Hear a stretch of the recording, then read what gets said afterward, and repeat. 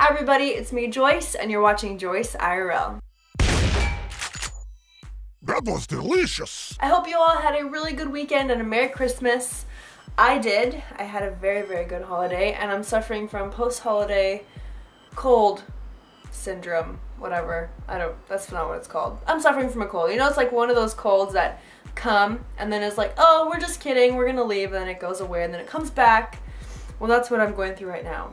But luckily, I'm not contagious through the internet, so with that said, I hope you enjoy the show, and let's go on with the news. Nintendo is finally releasing its first DLC for the 3DS, a remake of Metal Gear Solid, ?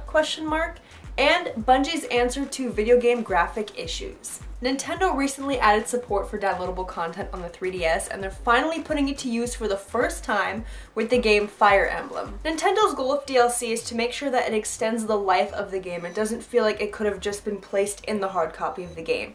They also don't want to put apps that you pay for to keep track of stats, like for example, Call of Duty Elite. Basically, they don't want to put out insubstantial or meaningless DLC, especially if people are going to pay for it, so hopefully that'll carry through in the DLC they release. Now, Nintendo plans to release DLC for Fire Emblem around March, and they're also going to release third-party DLC over summer. This will also all carry over to the Wii U, the DLC support.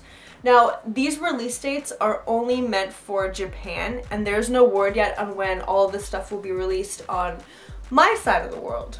The first Metal Gear Solid, which was released 13 years ago, is a game that a lot of gamers want to have a remake of. Well, Hideo Kojima finally addressed those gamers with a few reasons as to why there probably won't be a remake of the first Metal Gear Solid. First of all, Kojima is very happy with the game. There's nothing he would want to change or fix. He thinks that if you go back and change and fix a game or bring it to modern standards, you lose a bit of the original game in the process. He says that game was made for a certain era and it should stay that way. Now, it's not just the story, it's also the graphics, the controls, the way the game was made, and the gameplay itself really reflects the era that it was created in, and he wants to preserve that. Kojima says as a producer he would love to give gamers a remake of the game, but as a creator he doesn't want to go that route. Now, I know Halo completely remade the first game with Combat Evolved Anniversary, and it was really, really good, especially because people could have gone back to the original graphics of the game, which really appealed to them.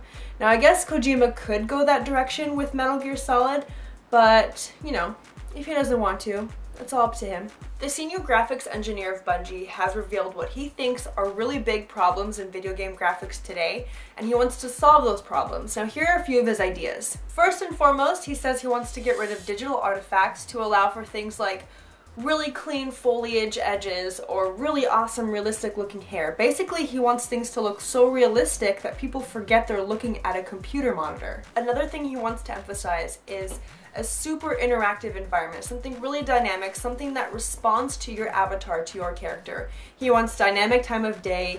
He wants your character to leave footprints if they're walking through mud or water or sand. He also says Bungie really wants to work on facial expressions and believability of the character that you are. You want to feel like you're actually in the game through the character. Their facial expressions must be realistic, and that's what they're really working on with their graphics. Now, the graphics engineer says they're really focusing on these things because this is the stuff that really brings the gamer into the world that they're playing. It really helps them believe the character and the story.